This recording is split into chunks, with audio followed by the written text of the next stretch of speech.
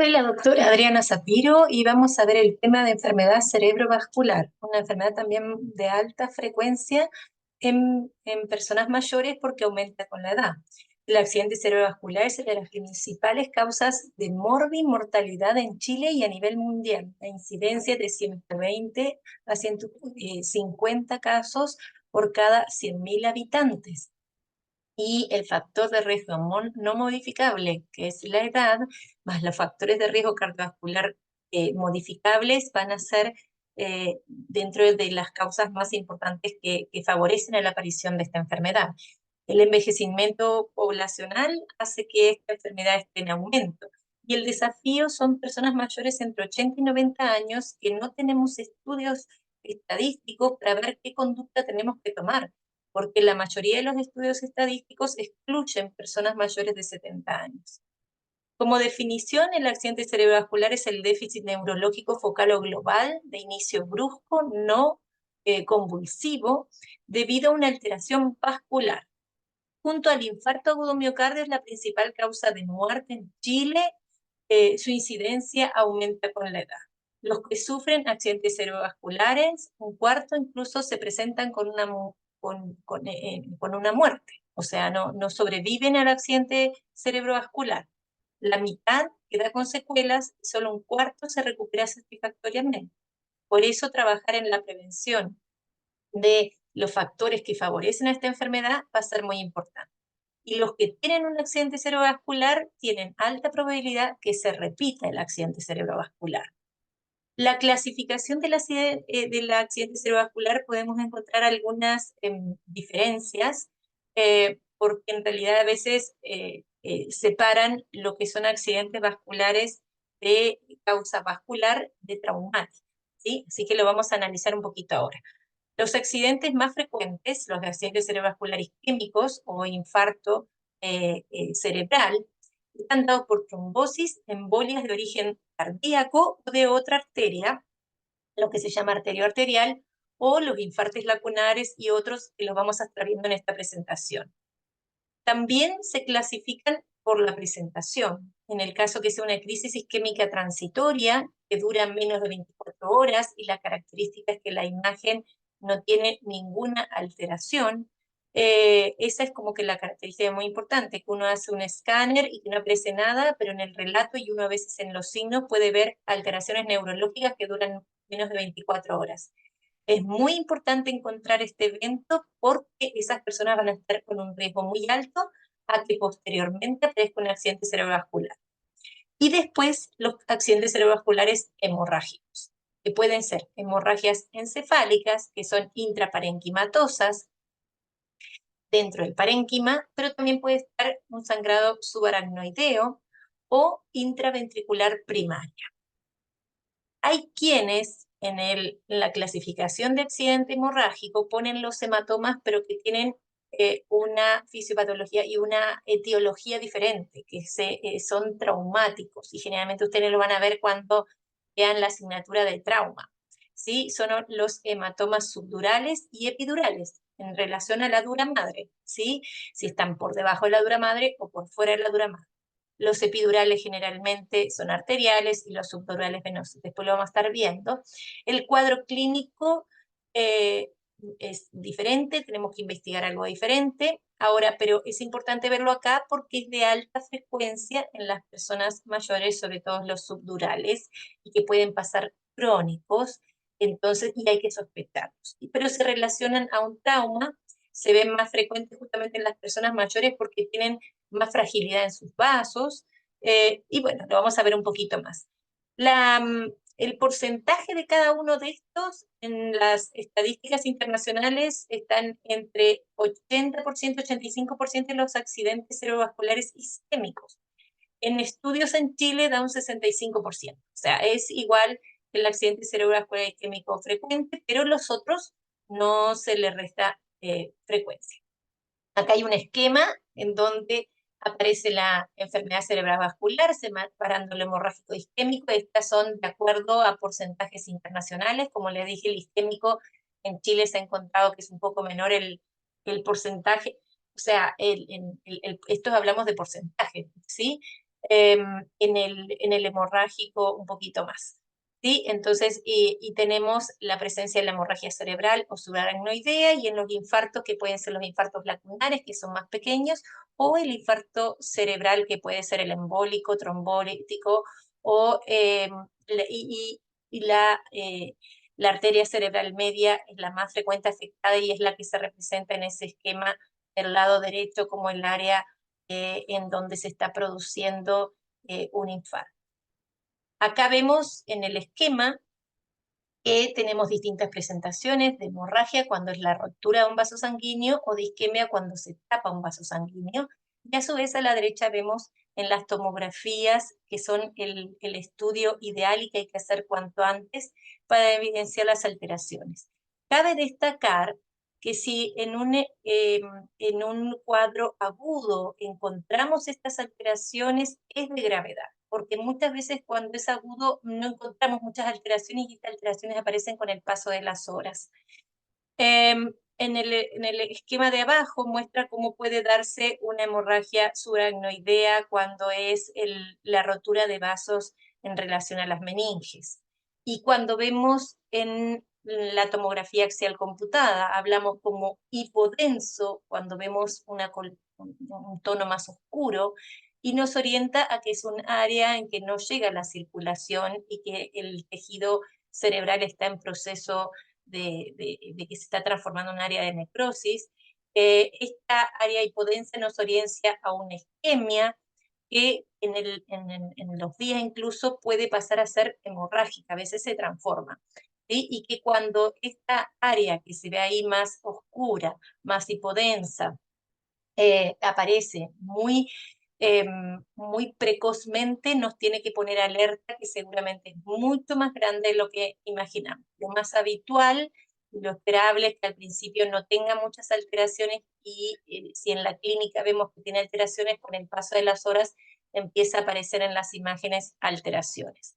Cuando hay un sangrado se dice que es hiperdenso, hay sangre.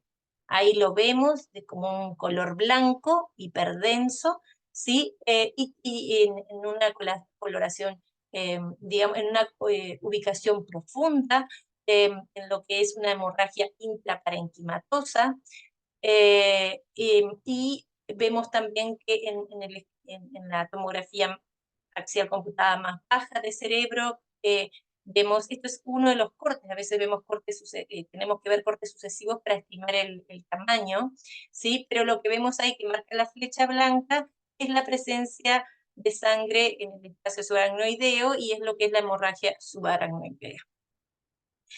Acá hay que ver que en una etapa inicial, así como les decía, podemos ver, así como lo muestra la tomografía axial computada con una flecha blanca que muestra cómo la cerebral media está marcada como a lápiz en blanco, siendo que es una tomografía axial computada sin contraste.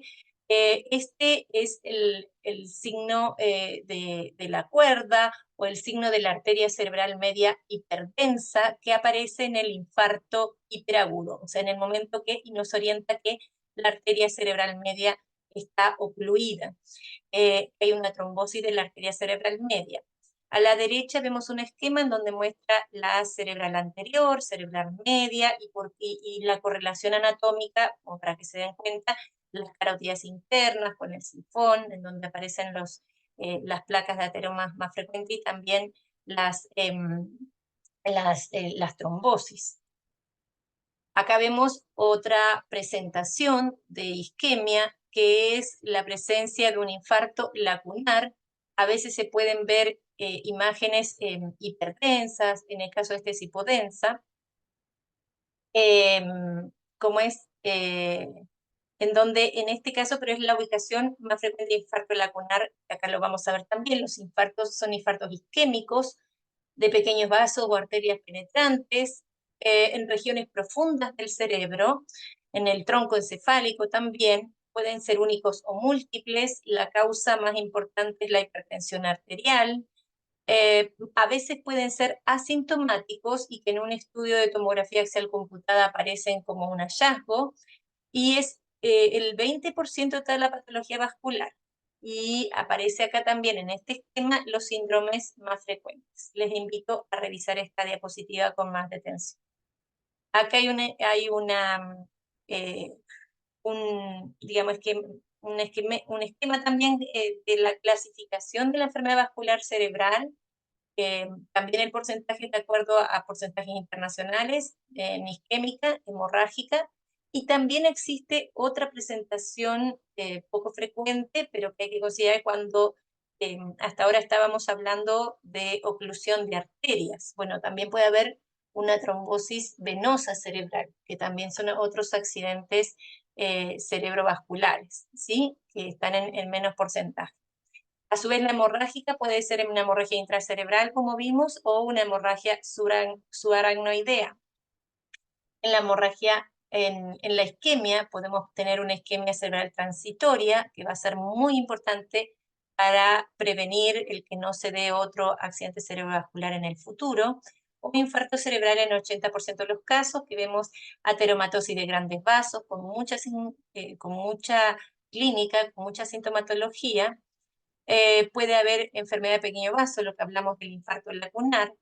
Puede ser que este infarto cerebral sea causa de una embolia y en ese caso afecta vasos no tan grandes, pero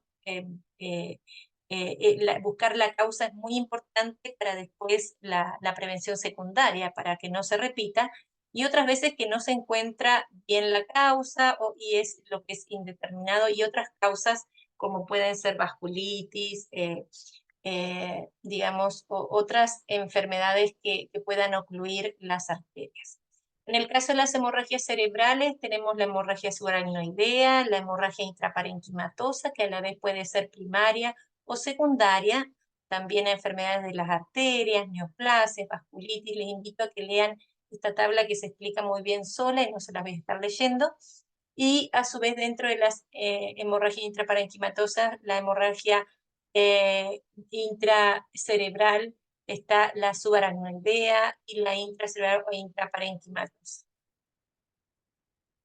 Acá podemos ver que en etapas iniciales de un infarto cerebral puede que no sea tan notorio. Les invito a ver no lo que marca la flecha, sino la otra imagen de la tomografía axial computada, la que aparece a la izquierda, en donde si ustedes ven las circunvoluciones de un lado y otro, no son iguales. Eso les recomiendo que empiecen a revisar de la tomografía axial computada, las circunvoluciones, porque la asimetría nos debe hacer sospechar del edema, por ejemplo, que aparece en una primera instancia. Empezamos a afinar un poco la mirada, vemos que la coloración del parénquima no es exactamente igual y vemos como más oscuro en esa parte. Y a su vez, donde marca la flecha, también hay una desviación de la línea media, que nos puede plantear el riesgo de edema cerebral, con todo lo que esto conlleva, con un riesgo mucho mayor de ese infarto, cuando hay elementos que puedan orientar a hipertensión cerebral.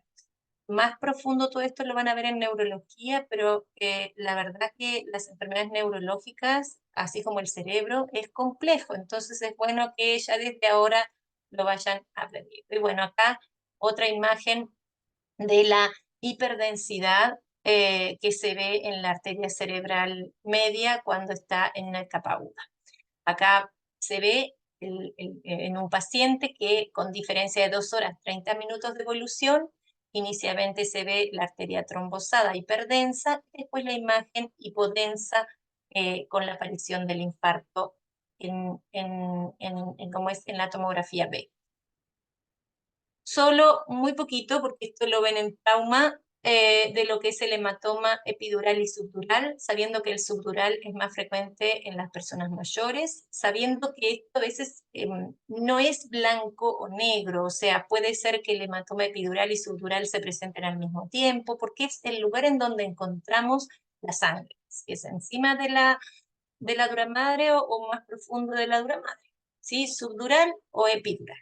Y generalmente el epidural es arterial, el subdural es venoso, la forma también es diferente, como se ve por las distintas estructuras anatómicas que tiene, y cualquiera de los dos es riesgoso porque tienen el riesgo de aumentar la presión intracraneana, llevar a la muerte, son situaciones graves, y a tener en cuenta porque las personas mayores muchas veces pueden, digamos, tenerlo en forma crónica, en donde se mantienen conscientes, no hay alteración de la conciencia, pero de a poco van desmejorando, o a veces con dolores de cabeza, con cefaleas persistentes, y hay una causa traumática, y a veces en las personas mayores es un trauma menor, más una contusión cerebral, y que determinó un hematoma subdural, y si no lo sospechamos y no hacemos una tomografía axial computada, no se puede tratar.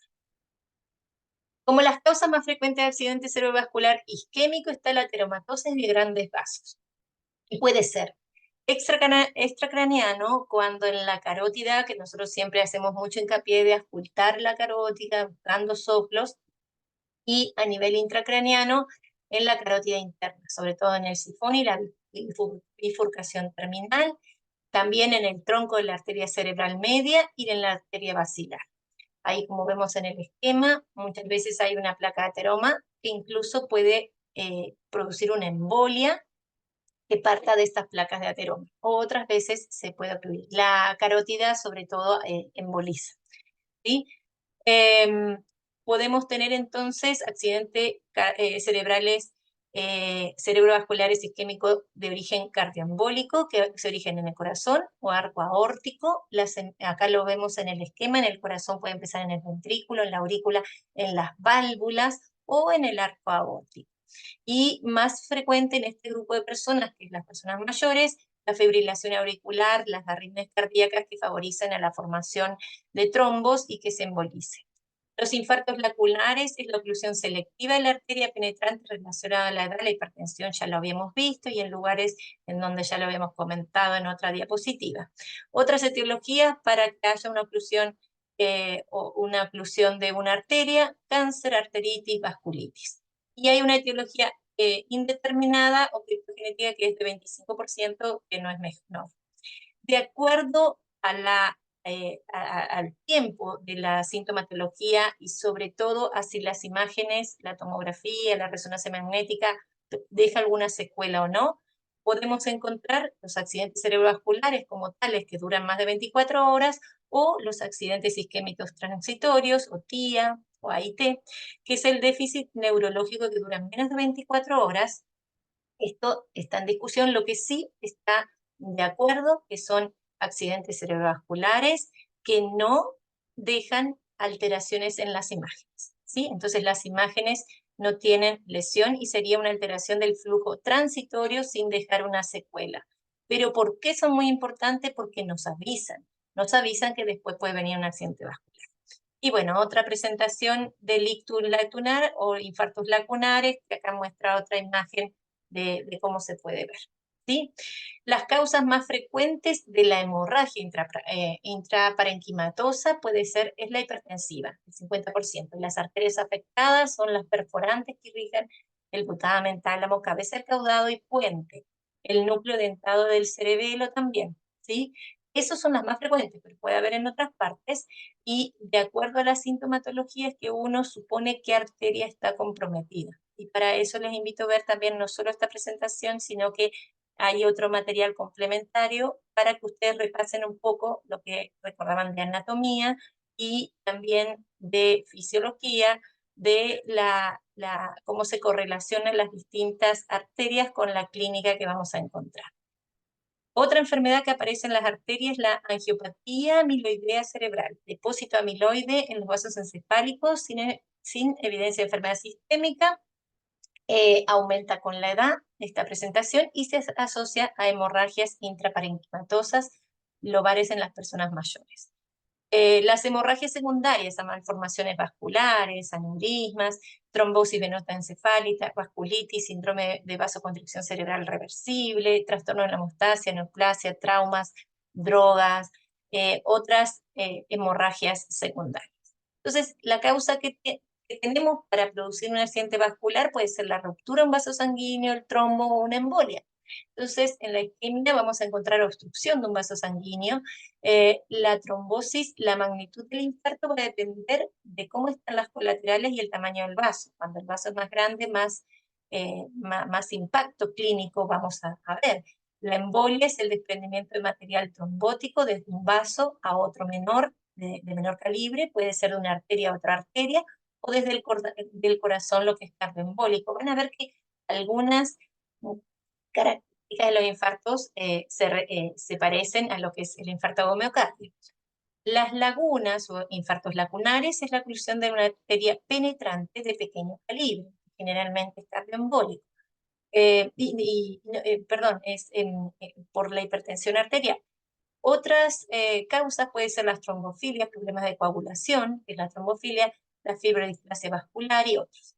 En la hemorragia es la ruptura de un vaso sanguíneo. El trastorno clínico patológico es por alteración de la circulación, oclusión o ruptura. Generalmente las hemorragias intracraneanas son más agresivas, ¿sí? Porque generan muchas veces edema. Si el vaso sanguíneo no deja de sangrar, aumenta la presión intracraneana y comprime el cerebro, que eso genera una lesión secundaria. Entonces, las hemorragias, los accidentes cerebrovasculares hemorrágicos son más agresivos.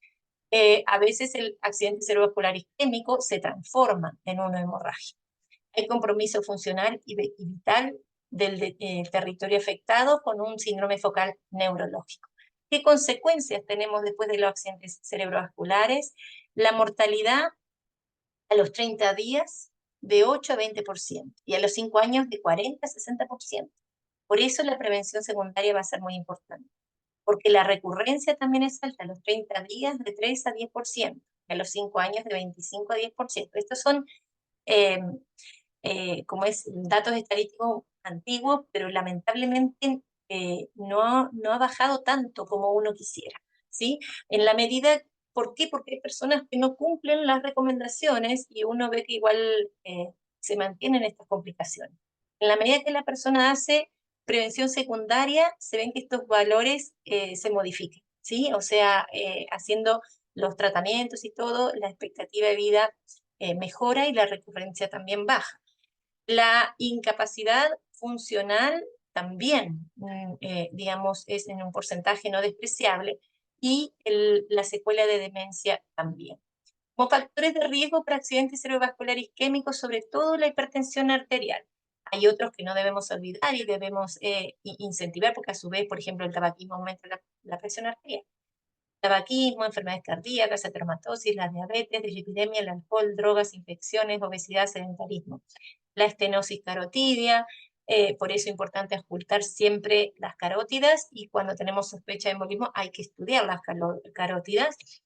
El haber tenido un accidente transitorio previamente también, ahí vemos cómo aumenta el riesgo relativo en 8% en primer mes y 12% en primer año, y la edad, que es un factor no modificable.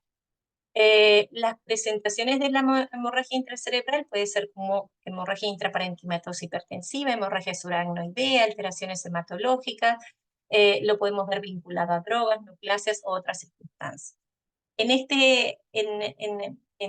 esta gráfica que aparece ahora, que representa los accidentes cerebrovasculares isquémicos hemorrágicos indeterminados, no considera los hematomas subdurales y epidurales.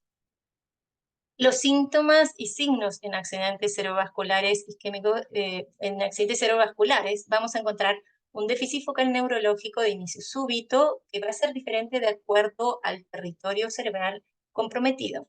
Puede haber un trastorno de conciencia, alteración del lenguaje, alteración de la fuerza o sensibilidad, alteración del equilibrio, vértigos, crisis convulsiva. La presentación habitual puede ser con hemiparesia o hasta hemiplegia, con disminución de la fuerza o hasta parálisis, que eso quiere decir, hemiparesia, hemiplegia, de un hemicuerpo. Es contralateral a la lesión siempre y puede haber hemianestesia, alteración de la sensibilidad, que a veces no es igual en todos los territorios corporales, ¿sí? Y también se acompaña de una fascia, que es pérdida y también otras veces puede haber una alteración del lenguaje.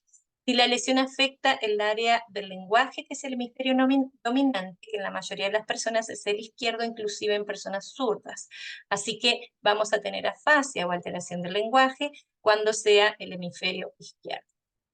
Acá les invito a que revisen con más calma, en donde vemos las alteraciones en relación a la topografía del encéfalo. Y aquí un recordatorio de las distintas arterias, porque en la medida de la afectación que vemos vamos a poder deducir a qué arteria está afectando. Esto lo van a ver más en neurología, pero es bueno ya empezar a revisar.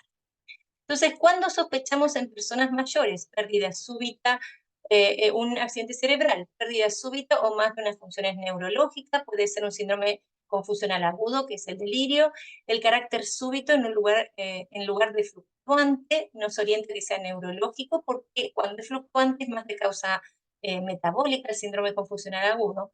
La ausencia de focalidad, que el examen físico no encontremos un déficit neurológico, no nos descarta un accidente cerebrovascular. Por la presencia del síndrome confusional agudo, puede ser difícil evaluar algunas alteraciones neurológicas, como puede ser la hemianopsia, la heminegligencia. Y otro instrumento que usamos es la escala de Cincinnati, que lo vamos a trabajar también en los escenarios de simulación. ¿Y qué hacemos? Bueno, hay que derivar en forma inmediata. Es más, tiene que haber una educación previa, enseñando a la población a que si reconoce alguno de los síntomas que se dicen de la escala de Cincinnati, debe consultar en forma inmediata a un servicio de urgencia.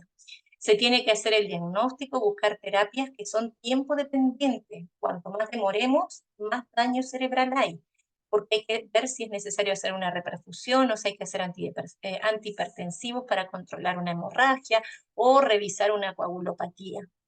Se ingresan a una unidad de tratamiento del accidente cerebrovascular. En cada centro secundario, en cada hospital, debería tener un lugar en donde diga, bueno, los accidentes cerebrovasculares, vamos a tener este protocolo, lo vamos a entender acá y vamos a considerar que esta es la unidad de atención a los pacientes con problemas cerebrovasculares o unidad de ictus o de stroke.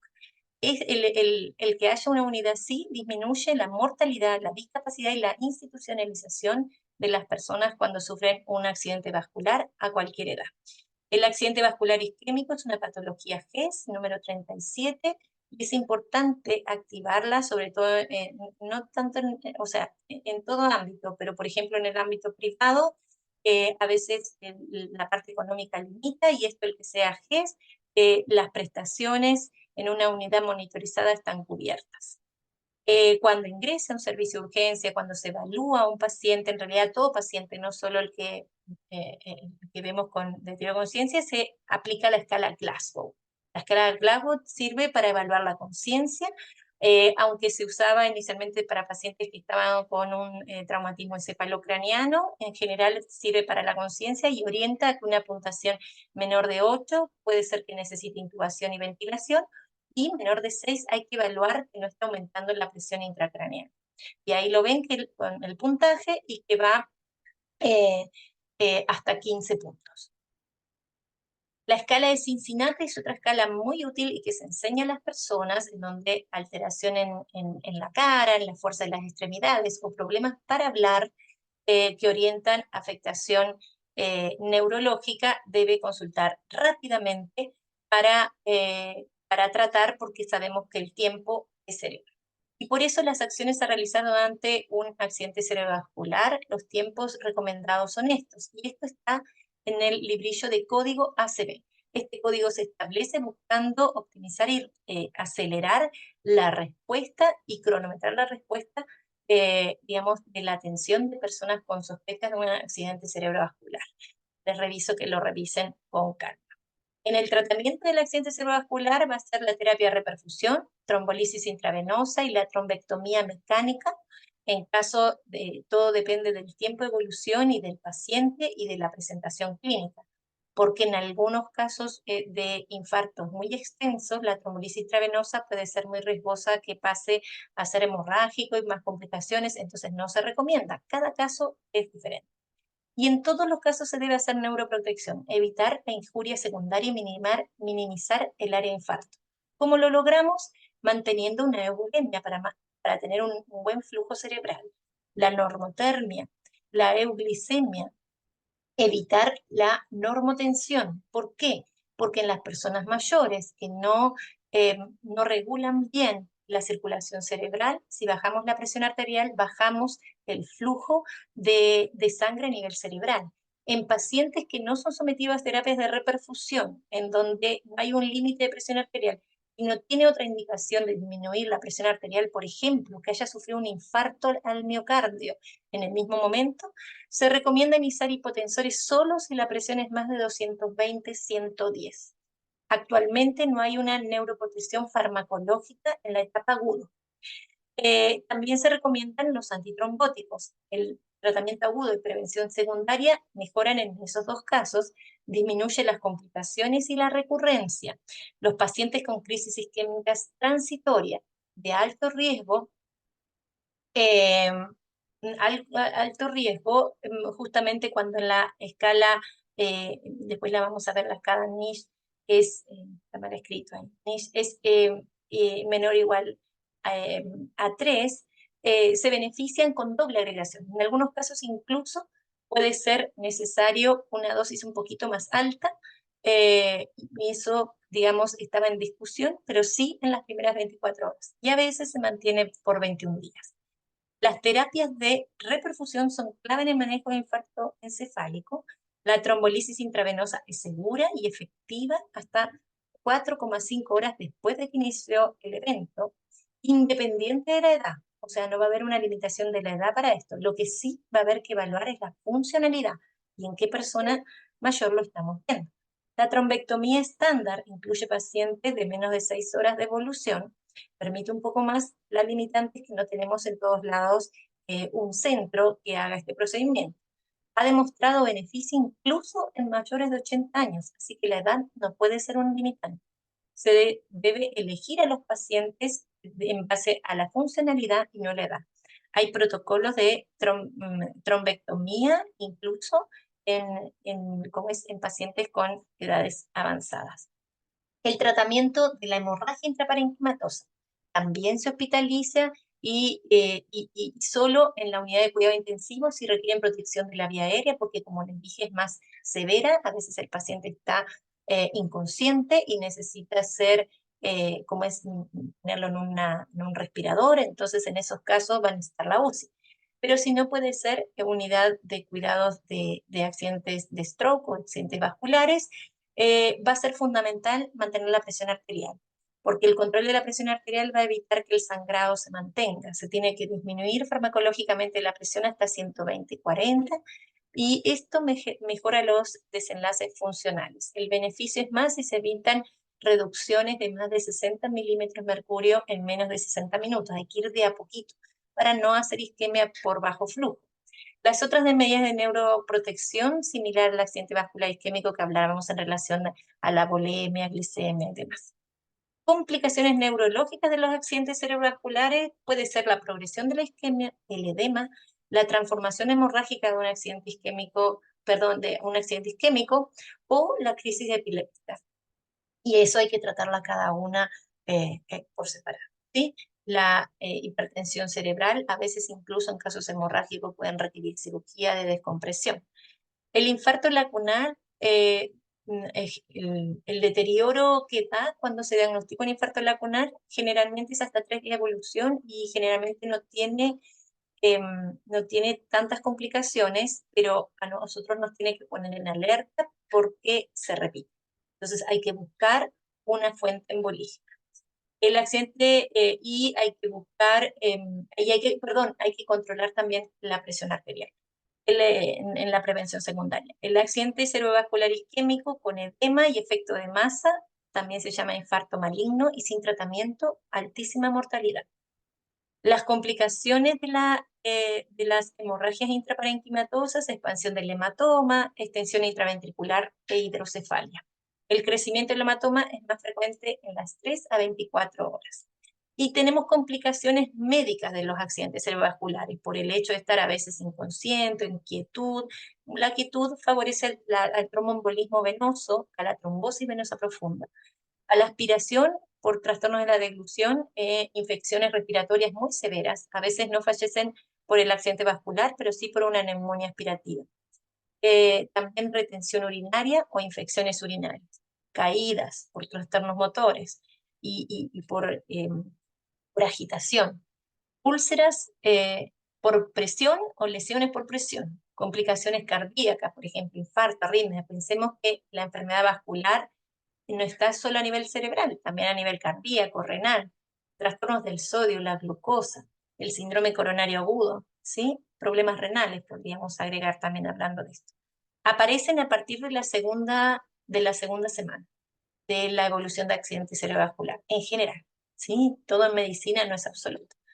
El estudio etiológico del accidente cerebrovascular en una persona mayor va a incluir, bueno, depende de la funcionalidad del paciente, porque capaz que no vamos a ser tan exhaustivos cuando el pronóstico del paciente es malo, pero la evaluación tiene que haber del parénquima, en donde veamos, bueno, qué infartos, entonces evaluamos si es un infarto por embolia arterioarteriales, una cardioembolia, que tienden a afectar la corteza, ver qué compromiso hay de la parte cerebral que tiene el paciente.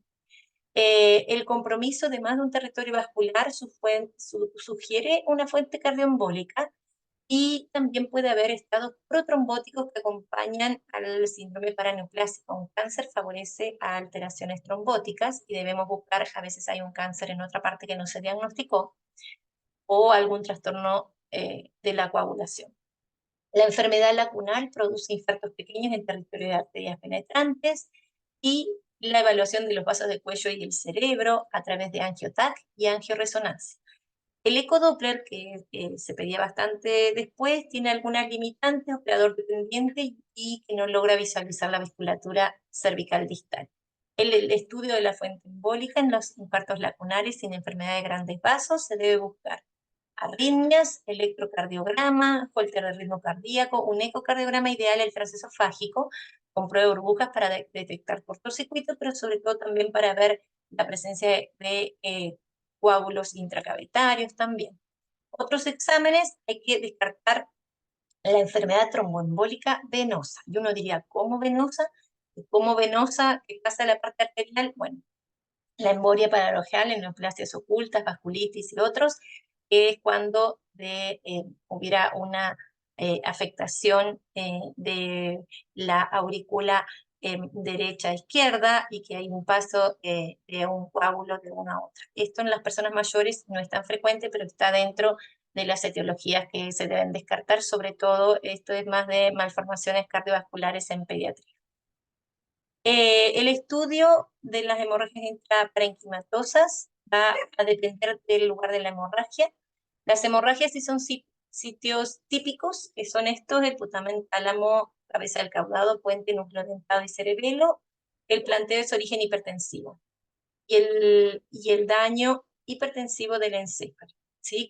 Entonces tenemos la hipertensión es la causa, y también podemos encontrar alteraciones del cerebro que son propias de una hipertensión crónica, y también podemos encontrar en ese paciente, por ejemplo, la hipertrofia ventricular izquierda, que aparece justamente por la hipertensión crónica.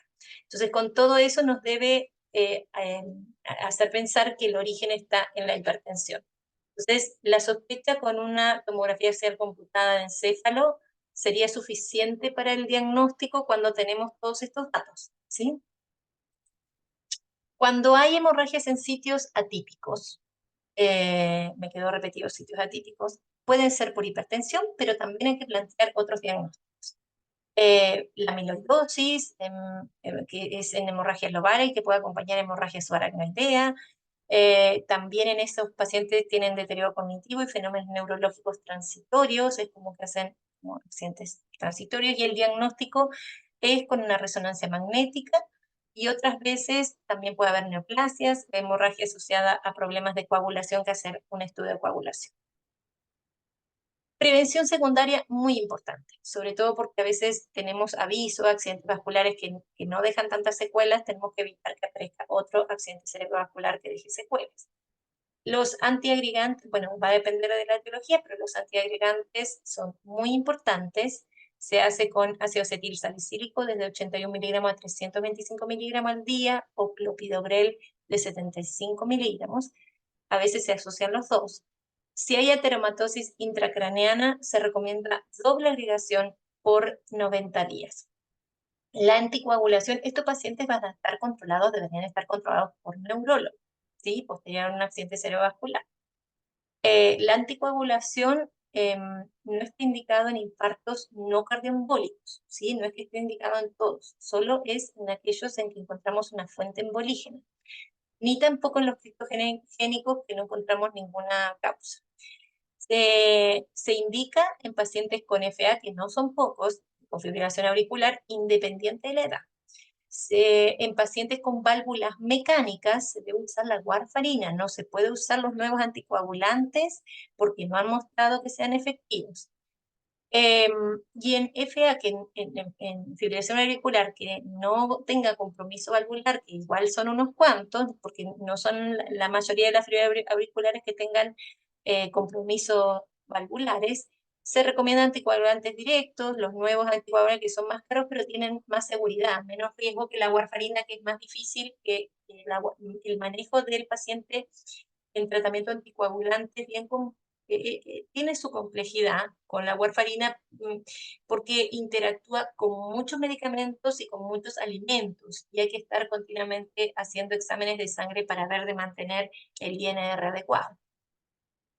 Hipolipemiantes va a ser importante en la prevención secundaria y prevención de otros eventos vasculares. Las estatinas se recomiendan en dosis altas en pacientes con infarto de origen aterosclerótico. En los otros se ajusta el riesgo cardiovascular. En accidente vascular isquémico y enfermedad aterosclerótica, la meta es 70 miligramos por decilitro. Ahora, las personas mayores debemos ser cautelosos, ¿sí? O sea, se tiene que hacer dependiendo de la funcionalidad del paciente. Si encontramos un paciente robusto y lo tolera, que no le aparecen efectos adversos, vamos a buscar estas metas. Pero en otro paciente con la funcionalidad más deteriorada vamos a ser más cautelosos, sobre todo en mayores de 80 años. El control de los factores, pero, o sea, como concepto, el uso de estatinas es sumamente importante, es lo que va a prevenir otro accidente cerebrovascular, junto, bueno, con la aspirina. El control de otros factores de riesgo como el cese del tabaquismo, la diabetes, la obesidad que decíamos con las consideraciones que tenemos en las personas mayores, no olvidar una buena alimentación. Las intervenciones vasculares de la enfermedad carótida ateromatosa también en algunos casos puede ser con la cirugía de la carótida en arterectomía y la colocación de stent y también el cierre foramenoval permeable, que esto no es en las personas mayores, pero es otros de la prevención secundaria de accidentes vasculares isquémicos embolígenos cuando hay una lesión a nivel cardíaco. Esto no se da en las personas mayores. La endarterectomía carótida es beneficiosa en estenosis carotidas cuando sean mayores al 50% y tengan síntomas. Si no tienen síntomas, tienen que ser mayores al 60%. En menos de 70 años, digamos, se puede hacer y ha logrado tener buenos resultados, ¿sí? O sea, pero se va a tratar sobre todo las sintomáticas cuando son mayores del 50% y las asintomáticas 60%. ¿Es posible reiniciar antitrombóticos o anticoagulantes en la persona mayor que ha tenido una hemorragia intraparenquimatosa? Es una pregunta a veces difícil de contestar porque siempre está el temor de que vuelva a tener otra hemorragia. Hay que encontrar la causa de esa hemorragia. Por ejemplo, cuando el origen fue hipertensivo, se podría, y si la anticoagulación y el tratamiento antitrombótico está justificado, que le va a disminuir el riesgo de un accidente isquémico, o se comprueba que va a tener beneficio, hay que hacer un control riguroso y estricto de la presión arterial y se podría volver. Ahora, en otros casos en que hay otras enfermedades, ahí ya hay que pensarlo un poquito mejor y sería para evaluarlo con el especialista también y ver por qué, por ejemplo, en el caso de la amiloidosis, el riesgo de recurrencia de hemorragia es alto.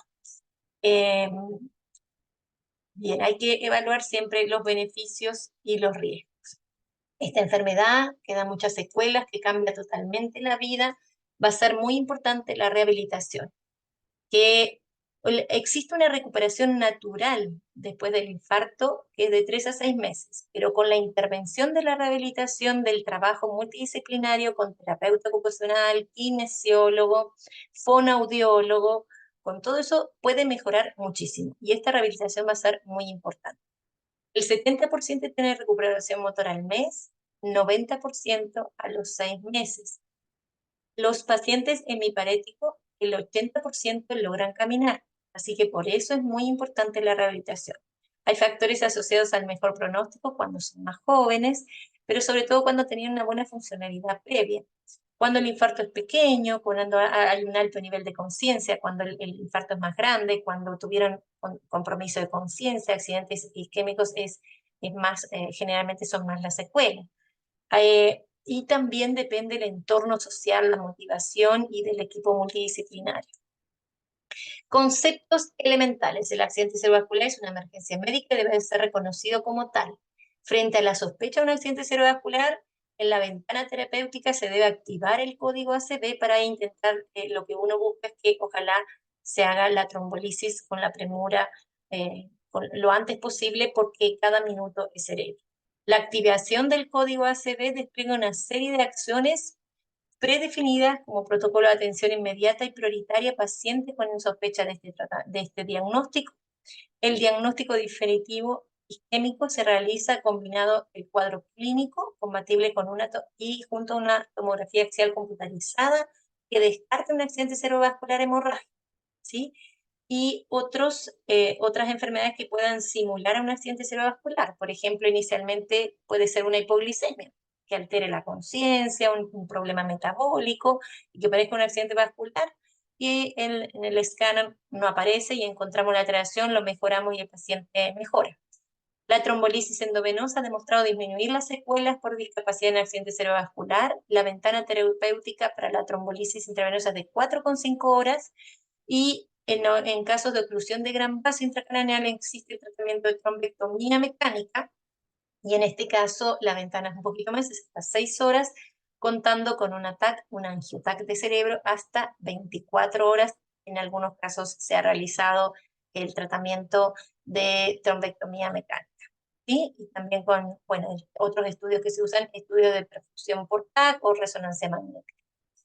Conclusiones importantes en las personas mayores de accidentes cerebrovasculares. Accidentes cerebrovasculares es una enfermedad heterogénea con múltiples causas posibles, así que para la prueba no me pueden decir que es un accidente cerebrovascular, me tienen que decir el apellido, si es hemorrágico, isquémico, pienso que es lacunar, ojalá todo el detalle que puedan tener con los antecedentes que le colocan. Todo paciente con accidente cerebrovascular debe ser ingresado a la unidad de tratamiento especializado lo antes posible. Las estrategias de prevención secundaria deben individualizarse según la funcionalidad y la etiología de la enfermedad cerebrovascular. La decisión de reinicio de antiagregantes o anticoagulantes en pacientes con antecedentes de hemorragia intracraniana es compleja y debe evaluarse caso a caso, evaluando riesgo-beneficio. La edad por sí sola no es contraindicación para ofrecer estrategias de reperfusión, de anticoagulación o revascularización carotídea. Y esta imagen, aunque no se ve tan bien, me gustó cómo deben estar todas, la atención primaria y secundaria y terciaria, deben estar todas trabajando en conjunto. Organizado, en el centro tenemos la organización de unidades preparadas para atender a un accidente cerebrovascular, en contacto con la atención primaria, con el cuidado en agudo en los servicios de urgencia, con la prevención secundaria y posterior y con la rehabilitación. Aquí después hay información complementaria que no vamos a avanzar más porque queda muy largo, que les invito a revisar también. Es un tema muy, muy importante. Uy, me avancé igual. Es un tema muy importante que lo van a seguir viendo en profundidad en neurología.